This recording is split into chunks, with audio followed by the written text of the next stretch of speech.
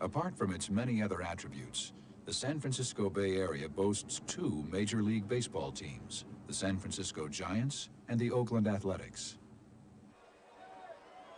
Late on the afternoon of October 17, 1989, the Giants and the A's prepare to do battle in the third game of their crosstown World Series matchup. Some 90 kilometers to the south, another battle is about to be played out by two underground titans known as the North American and the Pacific Plates. A section of the San Andreas Fault that marks the boundary between these tectonic plates has been locked in a kind of stalemated tug-of-war since 1906. In a matter of moments, that great standoff will come to an abrupt end, in the process reducing America's favorite pastime to little more than a trifling footnote. But for the thousands of fans packed into Candlestick Park on this October afternoon, and for the millions watching the Fall Classic at home on television, there's no indication of any imminent danger. Until 4 minutes after 5 o'clock Pacific Daylight Time.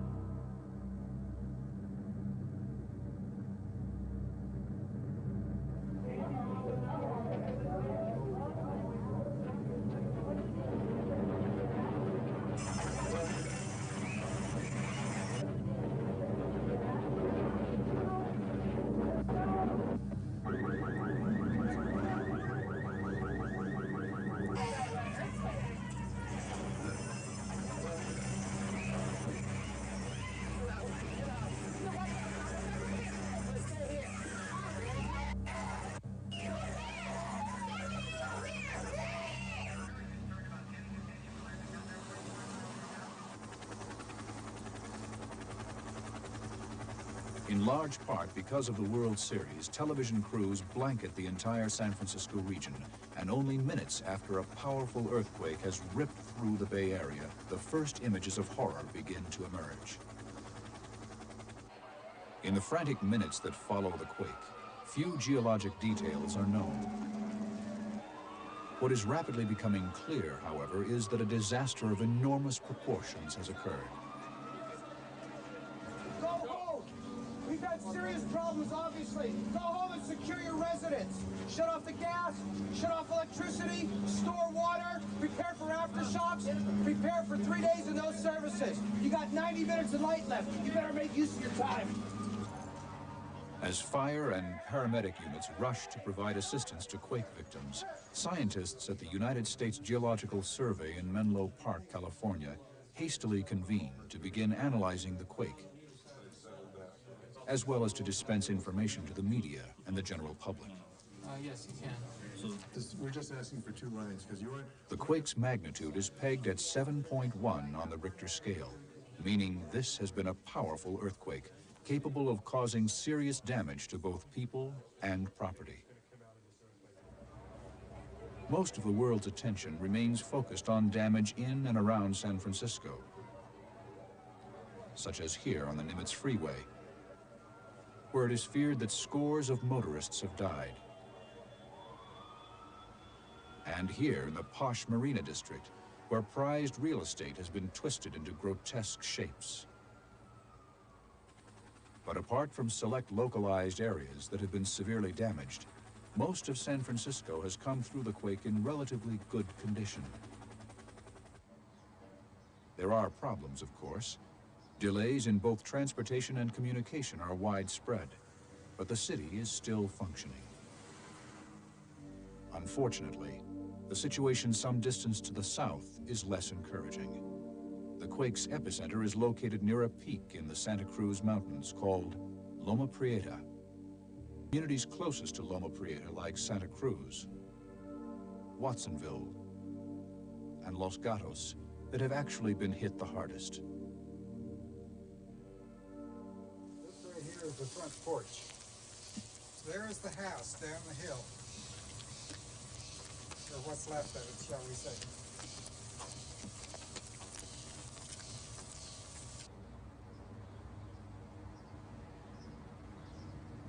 Harry and I were in the dining room, each of us tending to our little chores there, phoning, and when we felt it, so we knew right away to go to the doorway, the traditional earthquake movement, and wait for it to subside. Well, it didn't, and then we continued on down the hallway to the front door behind me, and we were thrown to the floor, and ended up on the floor, flying in another doorway when it finally stopped.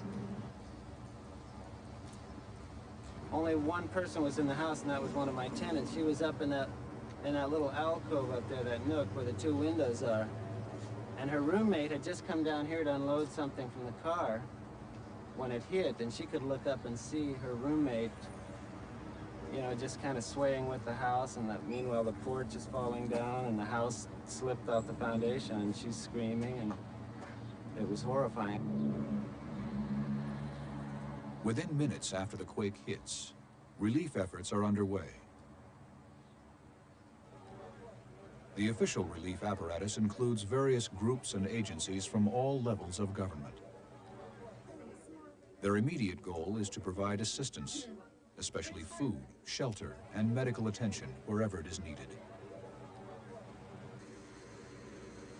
In the face of tremendous devastation, local, state, and federal officials respond as quickly as they can. Still, there is a sense of frustration shared by nearly everyone associated with the relief operation. You know, you'd like to go in there and feel like you can, you know, move the concrete, get the vehicles out, do what you can in your rescue efforts anyway, but if you look at the structure and see the magnitude of the problem, you sit back for a moment and you got to realize that it's not going to be resolved immediately. While the official response is well coordinated, there's clearly too much damage for public agencies alone to adequately address. Fortunately, as often happens in the face of natural disaster, there is an outpouring of support from private citizens. Relief organizations like the Red Cross help galvanize this sentiment into action. And a strong volunteer effort stretching from Santa Cruz to San Francisco quickly takes shape. The young people were just wonderful, how they helped us. People we never knew, and they never knew us, but they carried us in their arms down the stairs, and they didn't leave us one minute. As relief efforts continue, geologists comb the surface area around Loma Prieta, collecting data which will help them better understand this earthquake. Ironically, the efficiency of the repair crews poses something of a threat to the work of investigating geologists. The cities and counties and state governments are very efficient at fixing things. So, for example, damage to roads and other structures are fixed very quickly so that you lose a lot of the data if you don't get out there and record it as soon as possible. Another major obstacle facing the teams of investigators is weather. Both wind and rain can wipe out vital evidence following earthquakes. Apart from weather and prompt repair operations, the U.S. Geological Survey is forced to deal with one additional problem: damage to its own facilities. Loma Prieta disrupted our network operations for several hours here in the office. We lost power, as did most of the community, for about 6 hours. We have emergency generators, and we were able to run our essential computers and the tape recorders on those generators. Many computers that weren't powered by the emergency power were down, and many functions that we wanted to perform were impossible. But despite some problems with its equipment, the USGS continues to operate effectively. For example, the steps that had been taken to ensure that the seismic monitoring network stayed alive worked well. We really did not lose any downtime from the earthquake, and we were able to essentially provide continuous information to the public and to local and state officials about what was happening during the earthquake. Really, the most important information to relay to the public after an earthquake is the fact that aftershocks are expected to occur, and the question of how long we expect them to occur, and what kind of additional hazard they represent. During the Loma Prieta earthquake sequence, we were able to speak to the public every day, reminding everyone that aftershocks are likely to occur, and that although we can't predict the time of the aftershocks, the first week or two is the most dangerous time, and aftershocks can continue for several months after the main shock. As research efforts continue, geologists begin to recognize that there are a number of surprising aspects to this quake.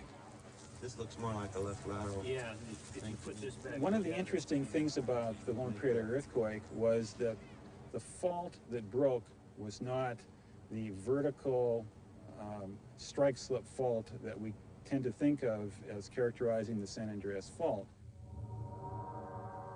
Geologists normally expect the two sides of the San Andreas Fault to slip past each other horizontally, with the west side moving to the northwest. This did in fact happen, but the west side also moved vertically, riding up on the east side between 1 and 2 meters. What also catches the attention of geologists is that the focus of the quake occurred 18 kilometers beneath the surface, surprisingly deep for California earthquakes. Perhaps because the quake was so deep-seated, no rupture broke the surface along the fault. But numerous fissures resulted from landslides triggered by the shaking.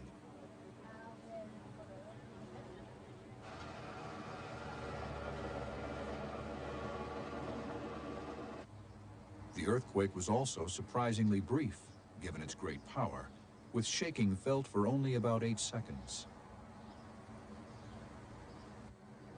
The extent of the damage in parts of San Francisco and Oakland, a full 90 kilometers from the epicenter, also surprises most people. And yet the event itself was hardly a surprise. Earthquakes along the San Andreas Fault have no doubt occurred throughout its 30-million-year history. Whenever the plates on either side of the fault lock and strain against one another, a breaking point is eventually reached. And as the plates lurch past one another, an earthquake occurs.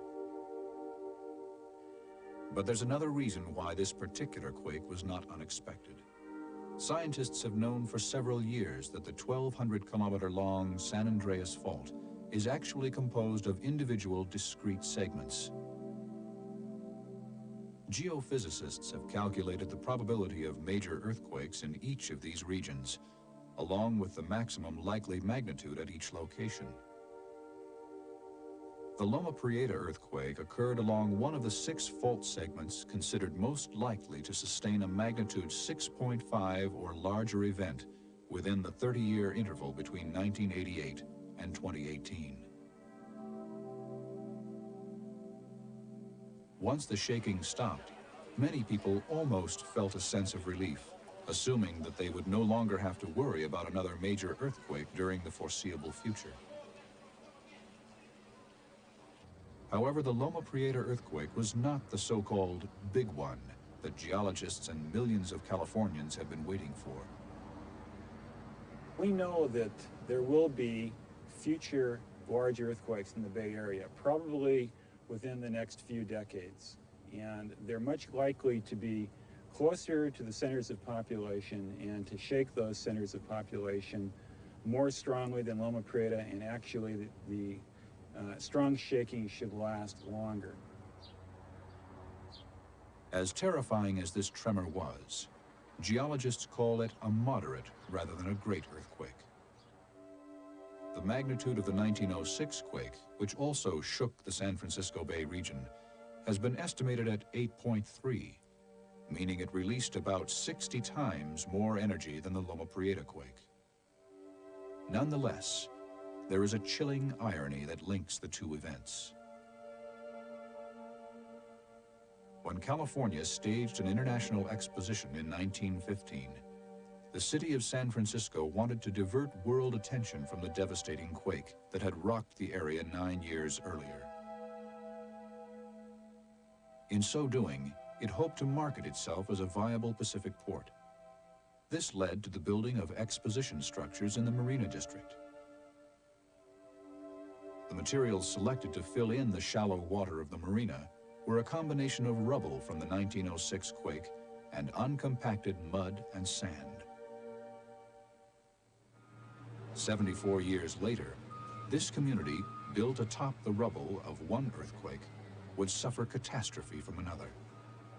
Those very soft surface deposits shook very violently, and in fact they failed. You had what we call a liquefaction, where the ground essentially loses the ability to support loads, and so that buildings that are sitting on that material sunk into the ground and shifted. The foundations of the building shifted.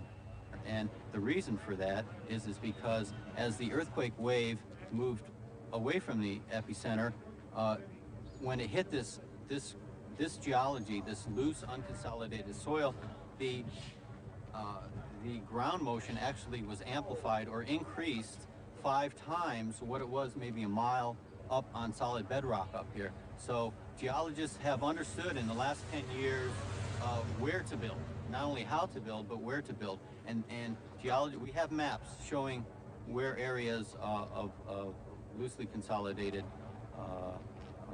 ground, and this is one of them here. And if we look all around the edge of the San Francisco Bay, downtown the Embarcadero Freeway, south of Market, these are small packets of liquefiable soils, and these are where we have the most documented damage in the entire San Francisco area. The fact that geologists and many public officials have known for some time which areas are most vulnerable to earthquakes is of little comfort to those whose lives have been devastated by this disaster. But as the focus shifts from the horror of Loma Prieta to the inevitability of future quakes, the race to increase our knowledge and somehow prepare for these seismic giants intensifies. The approach that generally attracts the most attention and yet continues to be the most elusive is earthquake prediction.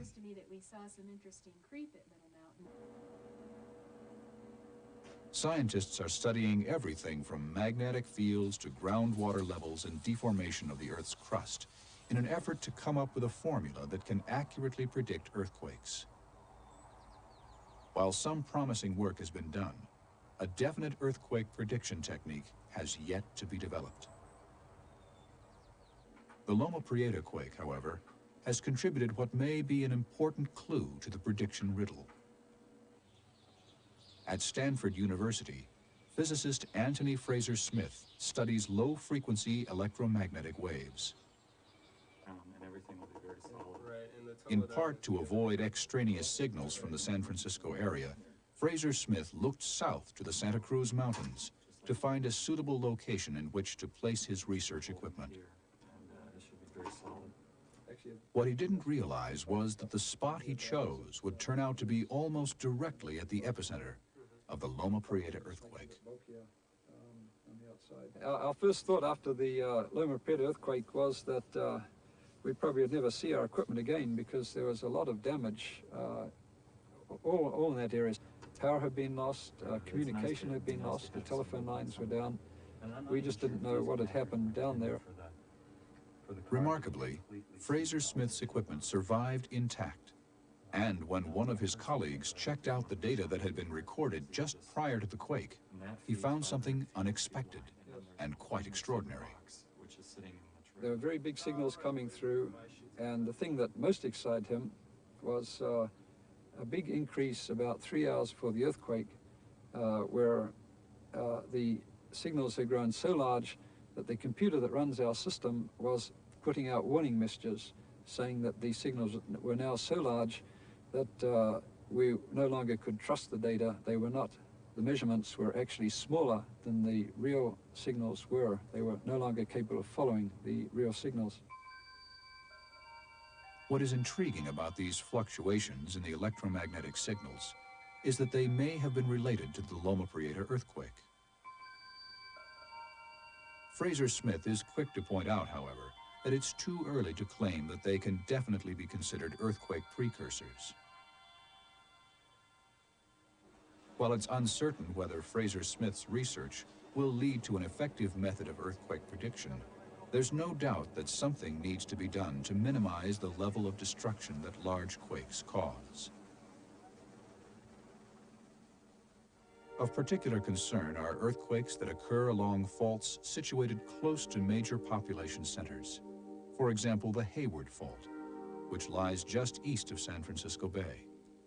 If an earthquake of the same magnitude as the Loma Prieta quake were to occur on the Hayward Fault, a population 15 times larger would be at risk. Engineers at the University of California at Berkeley contend that rapid, unchecked growth in such areas reflects a dangerous lack of planning. The Hayward Fault ran exactly along, well, the freeway, the Warren Freeway ran along the fault. And then there are most of the hospitals are along there. There is a Navy hospital and many schools are there. This is what I mean, the lack of a disaster prevention policy. These buildings should not be built there. These highways should not be built. And yet hospitals, schools, and highways have been built in the vicinity of dangerous faults. Clearly, the prospect of tearing these structures down and relocating the millions of people who utilize them is not feasible. The most practical alternative seems to be retrofitting existing structures so that they will be more likely to survive a major earthquake. Most casualties associated with earthquakes are caused not by the quakes themselves, but by the failure of buildings, bridges, and other structures. This is one of the most serious problems. The problem what to do with buildings or structure that we know that are building on soil that will suffer damage. At the moment, anything that we will do there will be very expensive. It's a very expensive operation. Can be done, however, will require a tremendous economic effort. There is yet another strategy for minimizing the impact of earthquakes. A seismic early warning system, still in the experimental stage, that was installed following the Loma Prieta earthquake. With this system, the instant a large earthquake is recorded, sensors in the ground transmit a signal to receiving stations throughout the area. You're taking advantage of the idea that once an earthquake occurs and it's detected, you can essentially outrace the seismic waves that are propagating through the ground by sending a radio signal ahead. And so the farther away you are, the more time of warning that you have. The actual time saved by such a system might only amount to 10 or 20 seconds, but this could be long enough to divert or temporarily immobilize public transportation systems, or to simply warn people to take cover and possibly save their lives.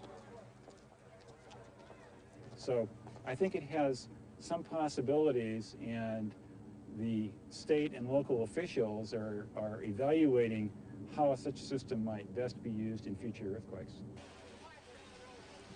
For the residents of the San Francisco Bay region, the impact of the Loma Prieta earthquake was enormous. 63 people lost their lives, and another 3,800 were injured.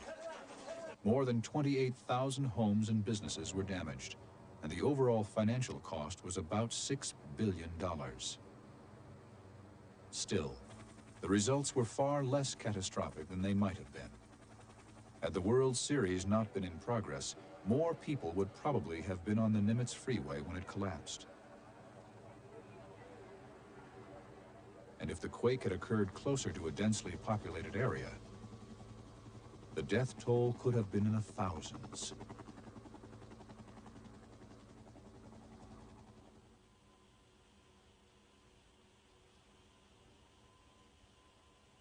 While earthquake prediction may never become a practical tool, we can use what we know about earthquakes to limit their impact on our lives.